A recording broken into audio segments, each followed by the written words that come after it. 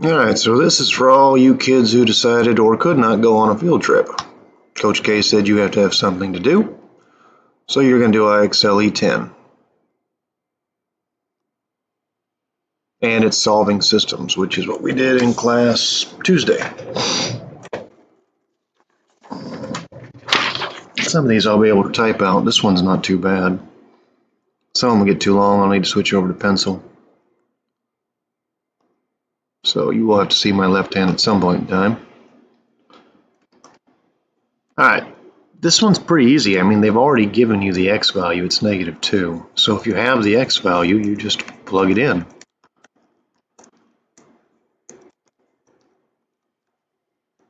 Crank out a little math. -2 times -10 is 20. So 20 plus 7y is a -8. We're going to subtract 20 from both sides. Now 7y is a -28.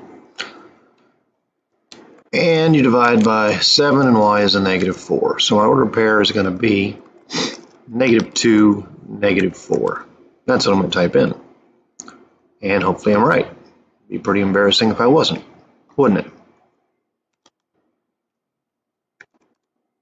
See? I know what I'm doing. This one's just like it. Bump up a level. I know you guys don't want to watch too long of a video. Here is one where we get to use what's called the transitive property.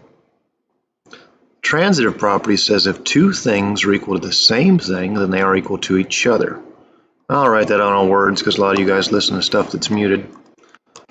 But since both expressions equal y, they equal each other.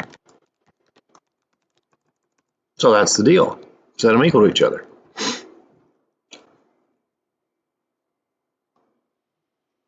Make that font bigger because you're watching this on a phone. So -7x plus 2 has to equal a -3x minus 2.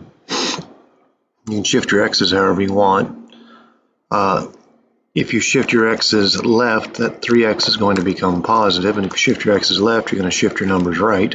So that +2 on the left is going to become negative. You have a -7x plus 3x, that's -4x, and -2 minus 2 is -4. We divide by -4, and our x value is 1. So now that I have the x value of 1, I'm going to plug it in right there. All right, we'll plug it into y equals -3x minus 2. So y is a -3 times a 1 minus a 2, which should be -5. So there's my ordered pair, 1, -5.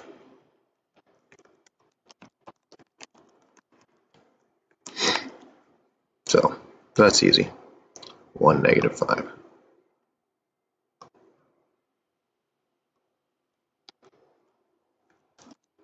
Great job, Mr. Milbrath. This one is lending itself to the elimination technique.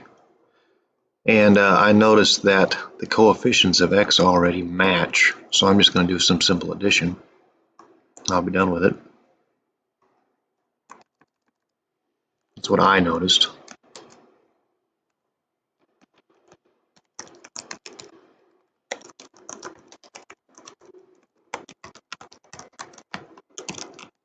They're the same with the exception of sign.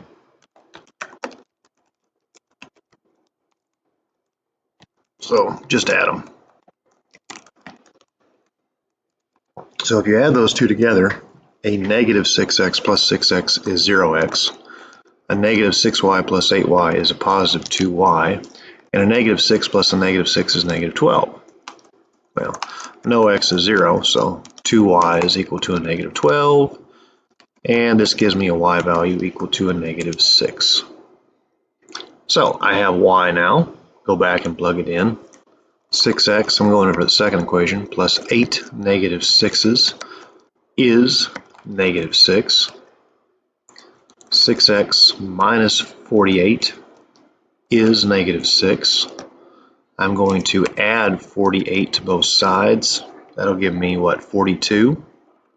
So 6x is now equal to 42. Divide by 6, and my x value is 7. So I got 7 for x, -6 for y.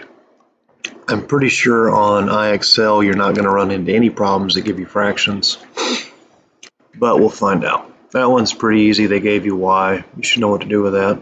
Plug that crap in. This one's not hard. We're just going to multiply the top equation by something. I'm actually going to go after y this time and try to eliminate y because the numbers are smaller. For no other reason. All right. So I'm going to eliminate y by multiplying top equation by 5 and adding. So if I multiply the top equation by 5, I have negative 5x minus 5y equal to 5. The bottom equation is going to stay the same. Then I'm going to add down. Negative 5x plus 9x is 4x. There are no y's.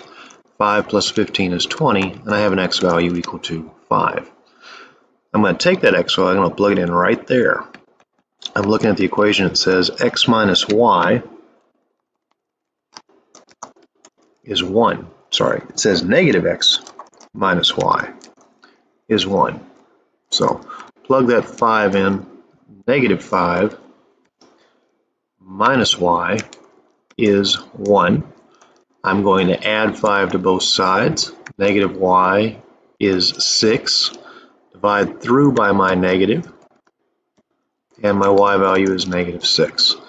So I got 5 for x, and I got negative 6 for y.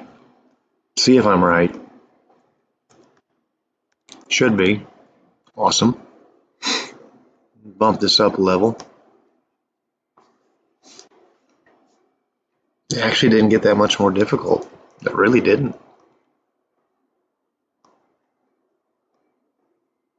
I mean, this is as easy as multiplying the bottom equation by 2. So I'm probably going to stop that there at this one and set a goal for 85 on this. So when I look at this problem, I'm thinking multiply the bottom by 2 and add. That's going to eliminate x. So the top equation stays the same. The bottom equation becomes 8x minus 10y equal to a negative, sorry, about screwed up, negative 38. Then I'm going to add down. If I add down, there's no x's. There's a negative 13y, and negative 1 and negative 38 makes negative 39. Divide by my negative 13, and I have a y value of 3, which I can now plug in. I'm going to plug it into that second equation. 4x minus 5y is negative 19. So 4x minus 5 threes is a negative 19. 4x minus 15 is a negative 19. Add 15, 4x is now negative 4. Divide by 4, x is a negative 1. So negative 1, 3, and this will be where I stop. Alright, so there's your goal. E10, 85. Hopefully you guys get through that pretty quick.